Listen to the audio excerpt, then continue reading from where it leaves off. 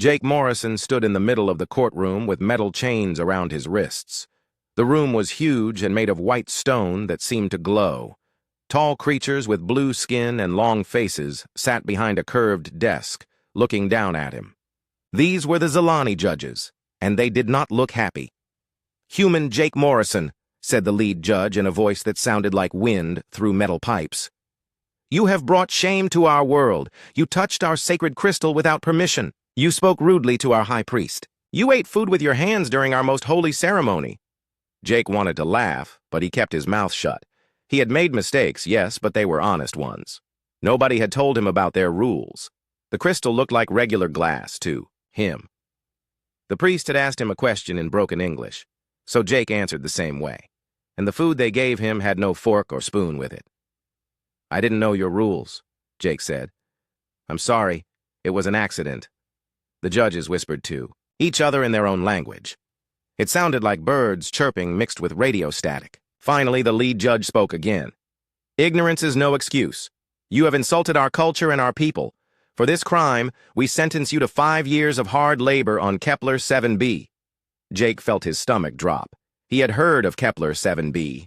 It was a mining planet far from any trade routes. People who went there rarely came back the same. Some never came back at all. 5 years for touching a piece of glass? Jake asked. That seems a bit much. The judge's eyes grew wide with anger. It was not glass. It was the heart of wisdom, blessed by our ancestors. And your punishment is not just any labor. You will work with your hands. You will dig in dirt. You will carry heavy rocks. You will do the work of machines because you think like a machine. The other judges made sounds of agreement. To them, this was the worst punishment possible. The Zilani people believed that smart beings should only use their minds. Physical work was for robots and lower creatures. Making a thinking person do. Manual labor was like forcing them to become an animal. Jake looked around the room. In the back, he saw other humans from the trade ship. They looked scared and worried. His friend Pete had tears in his eyes. Captain Brown was trying to talk to a Zilani lawyer, but the blue-skinned man kept shaking his head. The sentence is final, the judge said. Take him away. 2 guard robots rolled forward on metal wheels. They had arms like clamps and red lights for eyes. One of them grabbed Jake's chain and started pulling him toward a door. As they walked through the halls of the courthouse, Jake tried to understand what had just happened. He was a cargo pilot, not a criminal. He had been flying trade routes for 10 years and never had trouble like this before. Sure, he had made cultural mistakes on other worlds, but people usually just laughed or explained the right way to do things. The Zilani were different. They took everything very seriously, especially anything about their religion or culture. Jake had learned this too late. The robots led him to a small gray room with no windows. Inside was a metal bed, a toilet, and a sink. Everything was cold and hard. You will stay here until the transport ship arrives, one robot said in a voice like grinding gears. The ship leaves tomorrow morning. The door slammed shut with a loud bang. Jake was alone.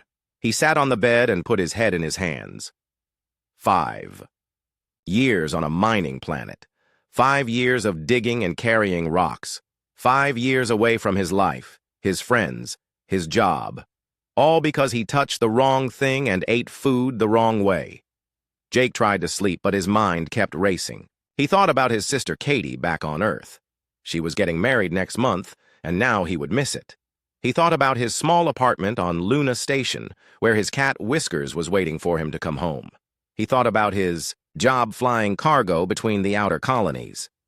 Would his company even take him back after 5 years? In the morning, the robots came back. They put new chains on Jake's hands and feet, then walked him to a landing pad outside the courthouse. Long gray ship sat there, humming with power. It looked like a flying box with engines. Other prisoners were already being loaded onto the ship. Jake saw beings from different worlds, some with scales, some with fur, some that looked like walking plants. They all had the same look of fear and sadness in their eyes. Move along, human, one robot said, pushing Jake forward. Jake climbed the ramp into the ship. Inside were rows of metal seats bolted to the floor. Each seat had chains to hold prisoners in place. Jake was pushed into a seat near the middle of the ship. Next to him sat a woman with dark hair and tired eyes. She looked human, but Jake wasn't sure. "First time?" she asked quietly. "Yeah," Jake said. "You?" "Third time. I'm Linda Parker. I work for the Earth Embassy, or I used to. I keep making the Zilani angry by asking too many questions.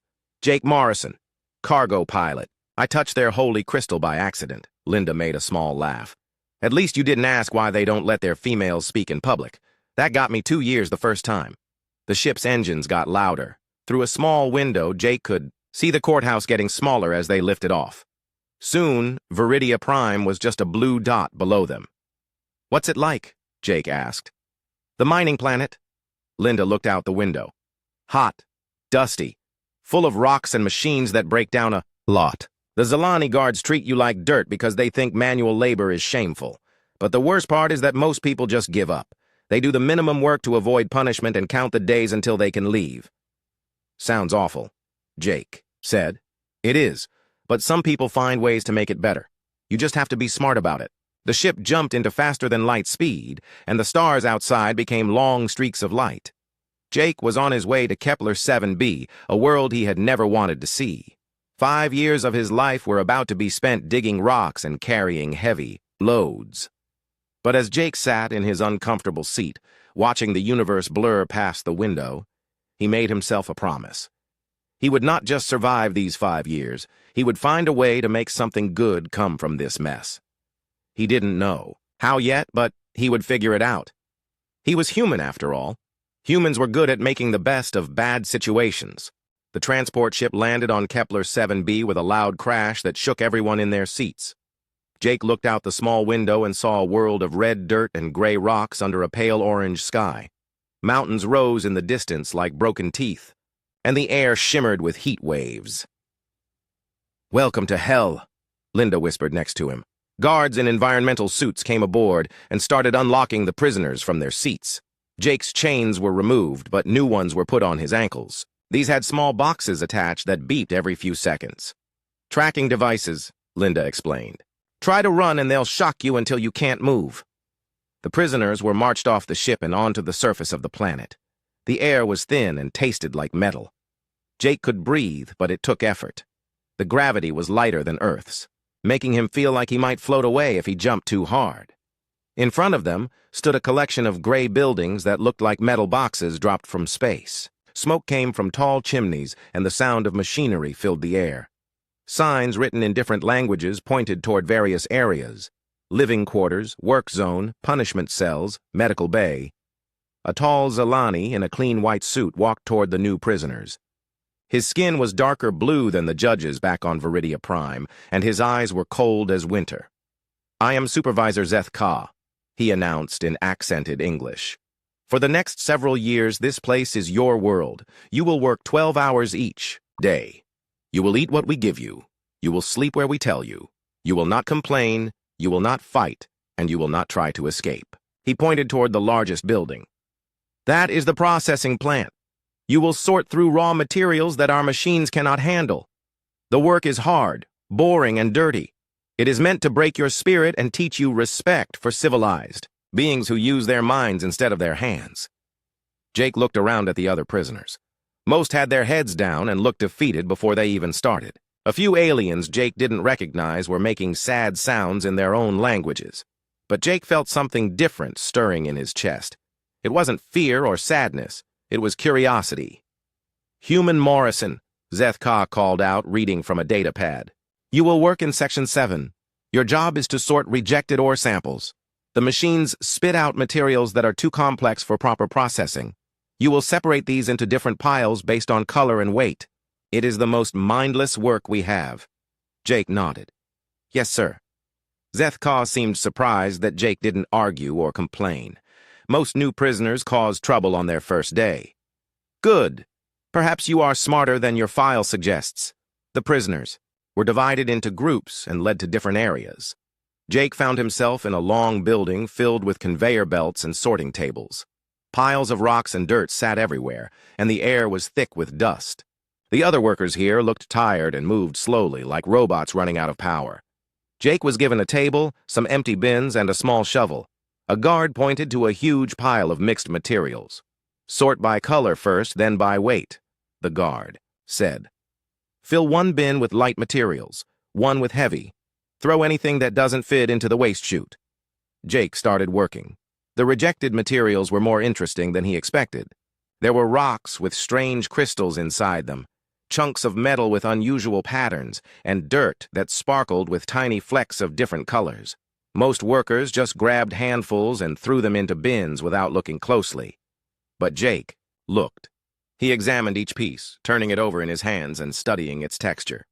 His background in engineering made him curious about why the machines had rejected these materials. What made them too complex to process? During his lunch break, Jake sat with Linda and a few other prisoners. The food was bland nutrient paste. That tasted like cardboard, but it gave them energy to work. How's your first day going? Linda asked. Actually, it's kind of interesting, Jake said. The stuff I'm sorting isn't just random junk. There are patterns to it. The machines seem to reject anything with multiple elements mixed together. A lizard-like alien named Vex laughed bitterly. Interesting? It's punishment, human. We're supposed to hate it. But why hate something that might teach us something? Jake asked. I mean, we're going to be here for years anyway. Might as well learn what we can. That afternoon, Jake started keeping notes on small pieces of paper he found in the trash. He wrote down descriptions of different materials and drew simple pictures of interesting patterns he saw. By the end of the day, he had filled several pieces of paper with observations. Linda found him after work, sitting on his bunk and studying his notes by the dim light of the dormitory. What are you doing? She asked, trying to figure out why. The machines reject certain materials, Jake said. Look at this. He showed her a piece of rock with blue and silver streaks running through it. The blue part is soft, but the silver is incredibly hard.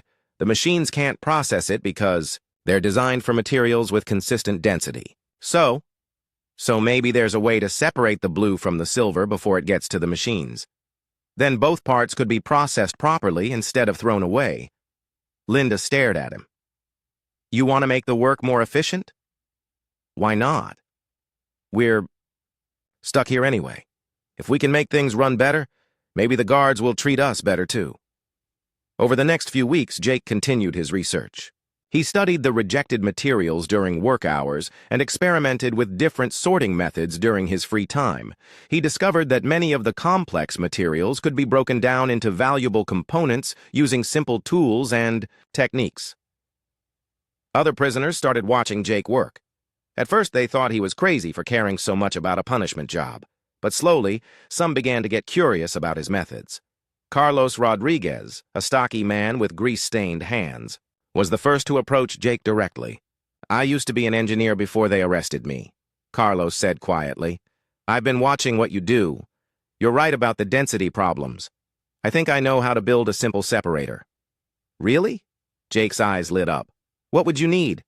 Just some scrap metal and basic tools. There's plenty of both in the maintenance shed. Soon, Jake and Carlos were working together during their off hours, building crude but effective devices to help sort the rejected materials.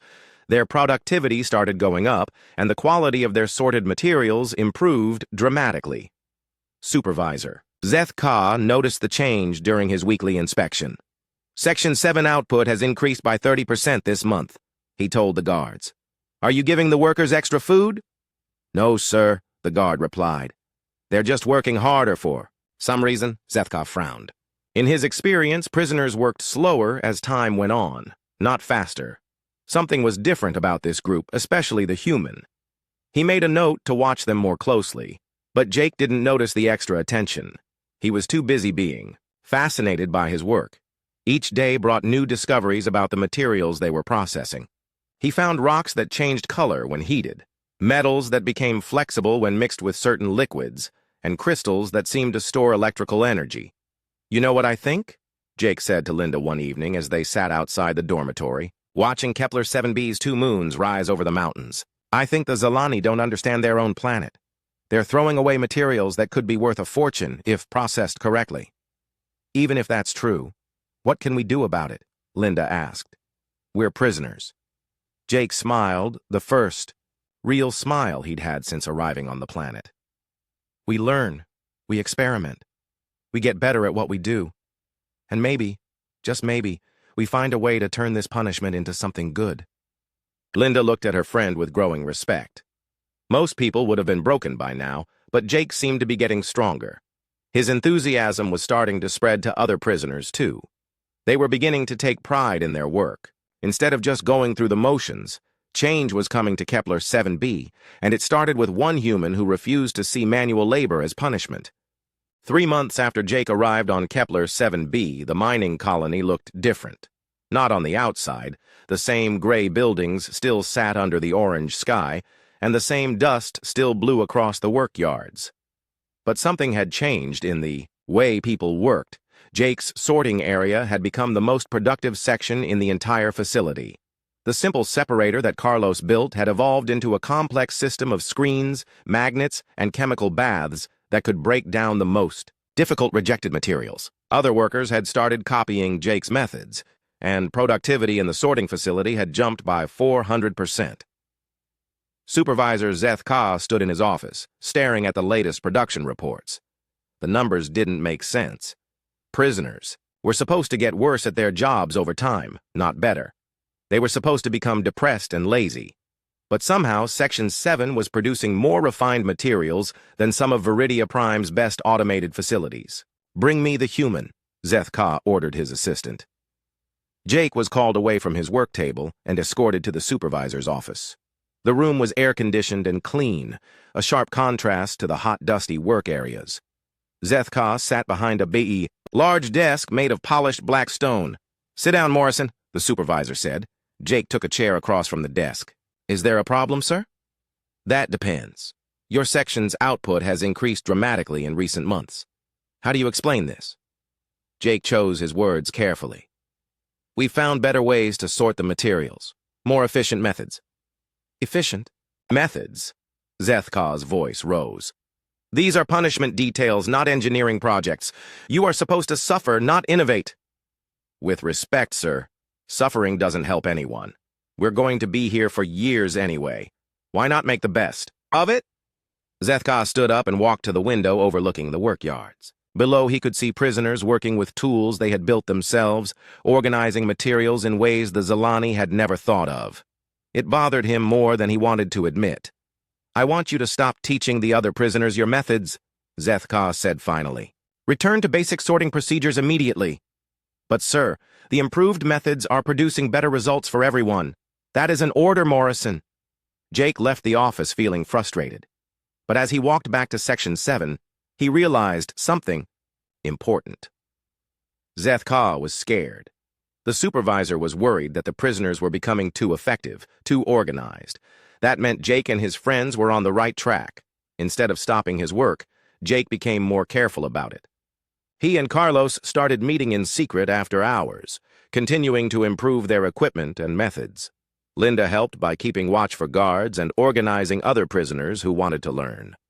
Amy Chen, a former trader who had been arrested for illegal technology transfer, proved especially helpful. She had a talent for organizing people and resources. Under her guidance, the prisoners began working as teams instead of individuals. "Look," Amy explained to a group of new prisoners during dinner. "We can either spend our time here being miserable, or we can learn skills that might help us when we get out." Jake's methods aren't just about sorting rocks. They're about problem-solving and working together. Word spread quietly through the prison population. Workers in other sections started asking questions about the techniques being used in Section 7. Jake found himself teaching classes in the evenings, showing people how to observe their work more carefully and think about ways to improve it. Ryan Brooks, a communications specialist serving time for unauthorized signal transmission, became interested in Jake's documentation methods.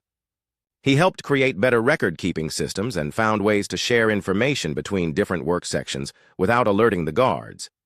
The changes weren't just about efficiency. The prisoners' attitude toward their work was transforming. Instead of viewing themselves as victims, they began to see themselves as skilled workers solving interesting problems. Instead of counting days until release, they started taking pride in their daily accomplishments. Vex, the lizard-like alien who had mocked Jake on his first day, became one of his strongest supporters. "I've been in 3 different prison colonies," Vex told Jake one evening. "Never seen anything like this. People actually want to come to work now. They compete to see who can find the most interesting materials or come up with the best improvements.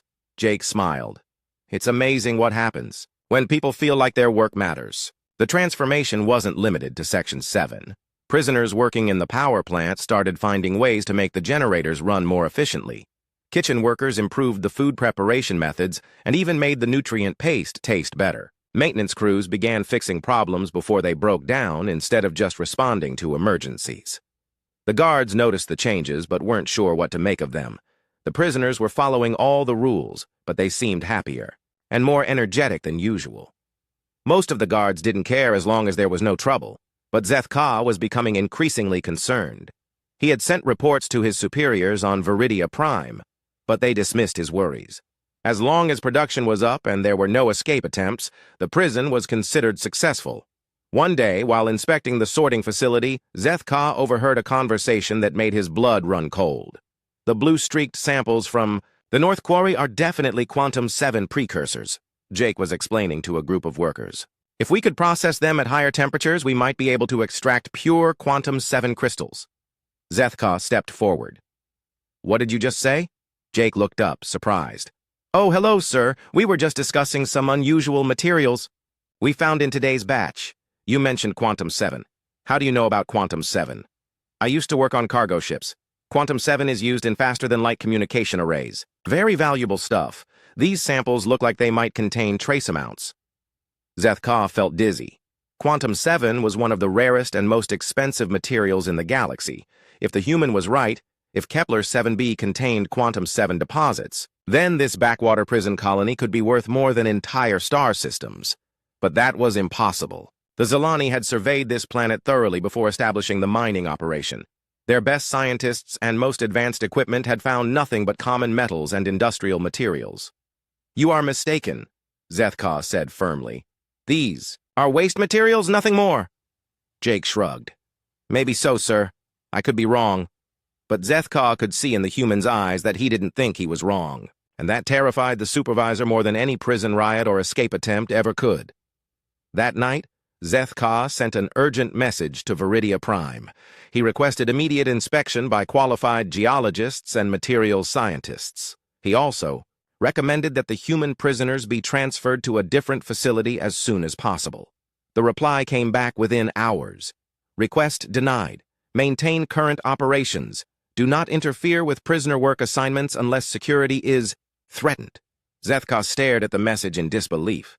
His superiors didn't understand the situation. They thought he was overreacting to increased productivity numbers. Meanwhile, Jake was having the most interesting conversation of his life with Carlos and Linda in the darkened dormitory. I'm 90% sure it's Quantum 7, Jake whispered. The crystal structure is right. The color patterns match. And it only appears in complex formations that automated systems would reject. If you're right, Linda said slowly, then we've been mining and refining one of the most valuable materials in the galaxy. For months, Carlos added, without anyone realizing it.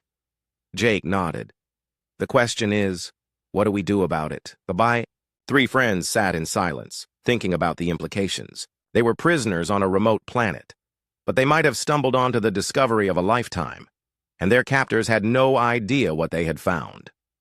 We keep working, Jake said finally. We keep learning, keep improving our methods, and we document everything very carefully. Why? Linda asked. Jake smiled in the darkness. Because knowledge is power, and I have a feeling we're going to need all the power we can get. Jake Morrison held the crystal up to the light from Kepler 7b's pale sun. It was no bigger than his thumb, but it glowed with an inner fire that made his heart race. The crystal was perfect. Absolutely flawless Quantum 7, more pure than anything he had ever seen in his years flying cargo ships. This is it, he whispered to Carlos and Linda. This is definitely Quantum 7, the highest grade I've ever seen. They were standing in a storage room behind the main sorting facility, where Jake had been secretly collecting the most interesting samples over the past 6 months. Shelves lined the walls, filled with carefully labeled containers holding different types of materials they had discovered and refined. Linda picked up another crystal from the collection. How much do you think this is worth? On the open market? Maybe 50,000 credits for a piece that size, Jake said. But that's not the real value. The real value is that we've found the source. This entire planet might be sitting on Quantum 7. Deposits! Carlos shook his head in amazement. We've been treating this stuff like waste material. The Zilani have been mining here for 5 years and never realized what they had. That's because their automated systems are designed for simple extraction, Jake explained. Quantum 7 only forms in complex, crystalline structures that get mixed up with other materials. To their machines, it just looks like difficult-to-process junk. Over the past months, Jake's team had developed increasingly sophisticated methods for extracting and refining the mysterious materials from Kepler 7b. What had started as simple sorting had evolved into advanced chemical processing. The prisoners now operated equipment they had built themselves, using techniques they had invented through trial and error. The mining colony's official output reports showed steady increases in productivity, but those reports only covered the materials that went through official channels. Jake's team had been setting aside the most valuable discoveries for their own study. We need to be careful about this, Linda said. If Supervisor Zethka finds out what we've really discovered, he'll either try to take credit for it or shut us down completely. Jake nodded. That's why we need to document everything properly. Every sample, every process, every discovery. We need proof that we found this and develop the methods to extract it. Ryan Brooks had been helping with the documentation, using his communications background to create detailed records of their work. Hidden in various locations around the colony, they now had complete files showing the development of their Quantum 7 extraction process. But Jake was thinking bigger than just documentation. Late at night, while the other prisoners slept, he had been working on a secret project with Ryan's help. Using salvaged parts from broken equipment, they had built a basic communication array. "Are you sure this will work?" Ryan asked as they made final adjustments to the device. "It should," Jake said. "The Quantum 7 crystals we've refined are perfect for faster-than-light communication. If we can get a signal out, we might be able to contact someone who can help us." They activated the device just before dawn, when the colony's official communications were at their lowest activity. Jake had memorized the contact codes for several independent traders and the Galactic Trade Federation from his years as a cargo pilot. The first few attempts failed. The homemade equipment was crude compared to professional communication arrays, but on the 4th try, they got a response. "This is Captain Steve Parker of the independent freighter Golden Eagle. Who is this and how did you get this frequency?" Jake's heart pounded as he spoke into the improvised microphone. "This is Jake Morrison, human cargo pilot. I'm currently imprisoned on Kepler 7b in the Zilani system. I need to speak to someone from the Galactic Trade Federation about a potential mining rights situation." There was a long pause. "Morrison, did you say you're on Kepler 7b? That's a Zilani prison colony." "I know what it is, but I also know what's really here." "Captain Parker, I need you to patch me through to the Trade Federation. Tell them it's about Quantum 7 deposits." Another pause, longer this time. "Quantum 7? Are you sure?" "I've been a cargo pilot for 10 years. I know Quantum 7 when I see it, and this planet is full of it." Within an hour, Jake found himself in communication with Director Helen Martinez of the Galactic Trade Federation's Resource Management Division. She was skeptical at first, but Jake's detailed knowledge of materials and mining processes convinced her to listen. "Even if what you're saying is true," Director Martinez said, "you're prisoners on a Zilani world. We can't just ignore their territorial claims." "But the Zilani don't know what they have," Jake argued. "They've been treating Quantum 7 as waste material for years. We're the ones who discovered its value and developed methods to extract it. Doesn't that give us some rights?" "It's complicated. Mining rights, territorial sovereignty, prisoner status. There are many legal issues involved." Jake took a deep breath. "What if we weren't prisoners anymore? What if we declared ourselves an independent colony?" The silence on the other end of the communication stretched for so long that Jake thought they had lost the connection. Finally, Director Martinez spoke. "That would be extremely unprecedented and very dangerous." "More dangerous than spending the rest of our lives as prisoners on a planet worth billions of credits?" Over the next few days, Jake shared his plan with the other prisoners. Not everyone was enthusiastic about the idea of rebellion, but the discovery of Quantum 7 changed many minds. If they could prove their claims and gain recognition as an independent colony, they could transform their punishment into prosperity.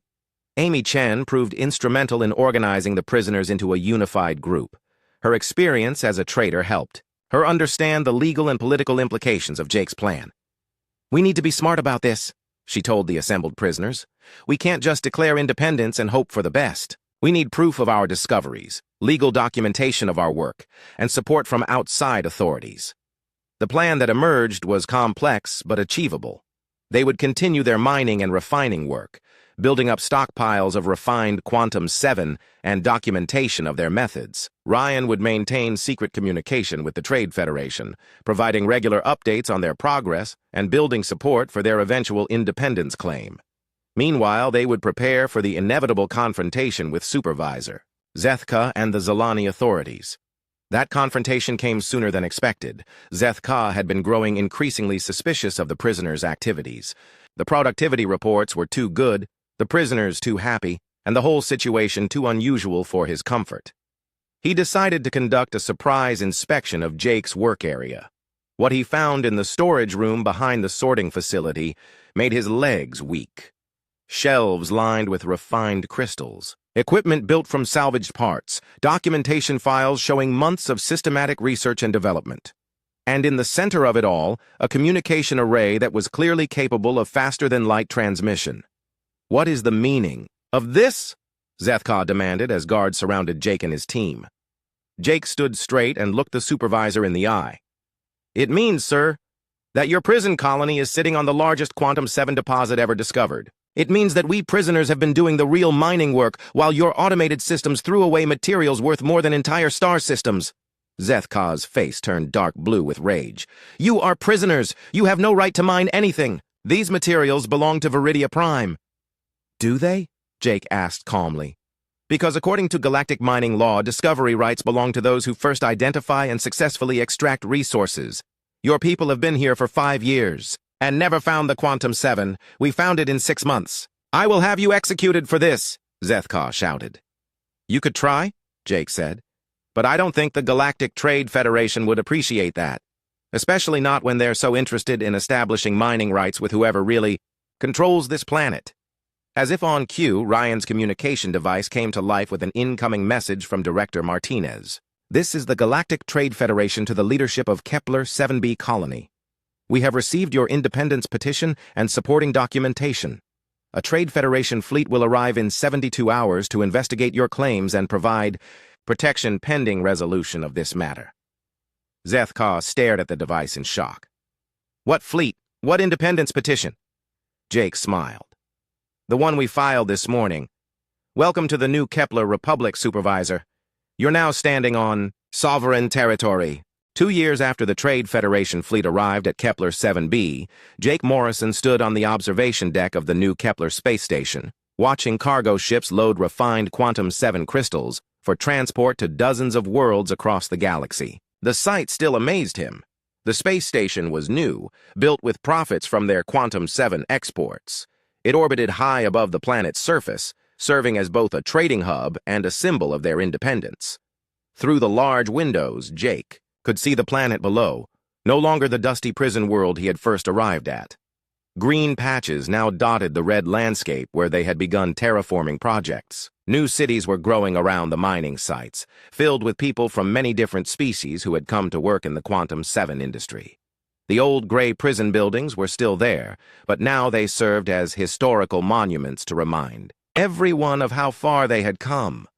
"Governor Morrison," a voice said behind him. Jake turned to see Amy Chen approaching with a data pad in her hands. She now served as his Minister of Trade, managing New Kepler's growing economic relationships with other worlds. "The latest production reports," Amy said, handing him the pad. "Output is up another 12% this quarter. At this rate, we'll surpass Viridia Prime's total economic output within 6 months." Jake looked at the numbers and shook his head, in wonder. "Hard to believe, isn't it? 3 years ago, we were prisoners, and now we're one of the wealthiest worlds in this sector." "It's what happens when you treat people like partners instead of property," Amy said. "Speaking of which, the Zalani Council sent another delegation request. They want to negotiate a formal trade agreement." Jake laughed. "Third request this year. What's their offer this time?" "They're willing to recognize our independence in exchange For exclusive trading rights to 30% of our Quantum 7 output. Same answer as before, no exclusive deals. We trade with everyone on equal terms. The Trade Federation's investigation had taken 6 months to complete. In the end, they ruled that Jake and his fellow prisoners had legitimate discovery rights to the Quantum 7 deposits. The Zalani government had protested, but their own records showed 5 years of treating the materials as worthless waste. The transition to independence hadn't been smooth. Supervisor Zeth Ka had tried to maintain control by calling for military support from Viridia Prime, but when the Zalani fleet arrived, they found Trade Federation ships already in orbit, protecting the new colony under galactic law. The confrontation that followed was tense but bloodless. Jake had offered the Zalani personnel a choice. They could return to Viridia Prime, or they could stay and help build the new colony as equal citizens. To everyone's surprise, nearly half chose to stay, including several guards who had become impressed by the prisoners' transformation of the mining operation. Even Zeth Ka had eventually come around. It took months of negotiation and several heated arguments, but the former supervisor now served as New Kepler's director of mining safety. His knowledge of Zalani technology combined with Jake's innovative methods had created the most efficient Quantum 7 extraction operation in known space. "Governor?" came another voice. Jake turned to see Carlos Rodriguez approaching, wearing the uniform of New Kepler's chief engineer. "The terraforming equipment from the Terran colonies just arrived. We're ready to start the next phase of atmospheric improvement." Jake nodded. "Good. How's the timeline looking for the agricultural project?" "Linda thinks we can have the first growing domes operational within 8 months. Ryan's communication network is helping coordinate with agricultural specialists from 6 different worlds." Jake's original companions had all taken important roles in the new government. Linda Parker served as Minister of Foreign Affairs, handling diplomatic relations with other worlds. Ryan Brooks had built New Kepler's communication system into one of the most advanced networks in the sector, making their world a hub for interstellar commerce. Even Vex, the lizard-like alien who had initially mocked Jake's enthusiasm for manual labor, now served as head of the Miners' Union, representing the thousands of workers who had come to New Kepler seeking opportunity. "Any word from Earth?" Jake asked Carlos. "Your sister Katie sent another message. She's bringing her whole family for the colony's 3rd anniversary celebration next month. Said she wants to see what her little brother built with his own hands." Jake smiled. The irony wasn't lost on him that his sister was coming to visit a world built on manual labor, the very thing the Zalani had meant as punishment. The anniversary celebration would be special for many reasons. 3 years ago, Jake had been a prisoner facing 5 years of hard labor. Now he was the elected governor of a thriving world, with a population that had grown from a few hundred prisoners to over 50,000 residents. The growth had brought challenges. They needed laws, infrastructure, schools, hospitals, and all the institutions that made a civilization work. But they also had advantages that few new colonies possessed. Incredible wealth from their Quantum 7 exports, a diverse population with skills from across the galaxy, and a shared experience of overcoming adversity through cooperation and hard work. "Governor Morrison to the Communication Center," came an announcement over the station's intercom. "Priority message from the Galactic Assembly." Jake made his way to the communication center, where Ryan was waiting with a serious expression on his face. "It's from President Chen of the Galactic Assembly," Ryan said. "They want to invite New Kepler to join as a full member world." Jake stared at the message on the screen. Membership in the Galactic Assembly was usually reserved for worlds with long histories and large populations. New Kepler would be one of the youngest colonies ever invited to join. "They're also asking if you'd be willing to address the Assembly," Ryan continued. "They want you to speak about colonial development and resource management." "What would I tell them?" Jake asked. "The truth. How a group of prisoners turned punishment into prosperity. How manual labor became the foundation for one of the richest worlds in the galaxy. How treating people with dignity and respect creates better results than any automated system." Jake thought about his journey from cargo pilot to prisoner to governor. 3 years ago, the Zalani had tried to break his spirit by forcing him to work with his hands. Instead, that work had taught him the value of persistence, observation, and cooperation. "Set up the meeting," Jake said finally. "I'll speak to the Assembly."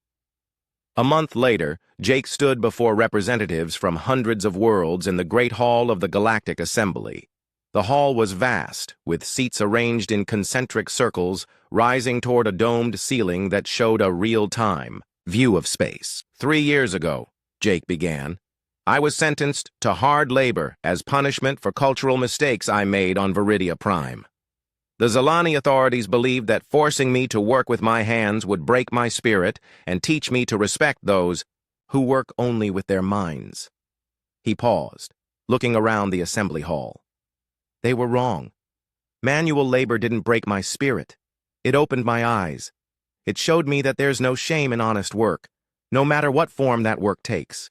It taught me that the best solutions often come from getting your hands dirty and trying things that others consider impossible. Jake went on to describe how the prisoners had transformed themselves from victims into innovators, how they had discovered wealth that advanced civilizations had missed, and how they had built a thriving world based on cooperation between species and respect for all kinds of work. The Zilani tried to punish us with manual labor, Jake concluded. Instead, they gave us the tools to build something better than they ever imagined. New Kepler is now richer than their homeworld, not despite our willingness to work with our hands, but because of it. The applause that followed was thunderous. Representatives from dozens of worlds stood to honor Jake and the story of New Kepler's founding. Later, as Jake prepared to return home, he received a personal message that made him smile. It was from a young Zilani named Keth Vo, studying engineering at the university they had built on New Kepler. Governor Morrison, the message read, I wanted to thank you for showing my people that there is honor in all honest work. My parents thought I was crazy for wanting to study practical engineering instead of pure theory. But after seeing what your colony has accomplished, they understand. I graduate next month and hope to contribute to New Kepler's continued growth. Perhaps one day I can help build something as amazing as what you and your friends created from nothing but determination and dirty hands. Jake saved the message and looked out the viewport of his ship as New Kepler came into view. The planet's surface now gleamed with cities and green spaces, space elevators reached up to orbital stations, and ships from dozens of worlds came and went in a constant stream of commerce. All of it had started with one human who refused to see punishment as the end of his story. Jake had turned 5 years of hard labor into a lifetime of achievement, and in doing so, had shown the galaxy that the willingness to work, no matter what kind of work, was the foundation of all real prosperity. The former prison planet was now one of the jewels of galactic civilization, and it all began with a man who wasn't afraid to get his hands dirty.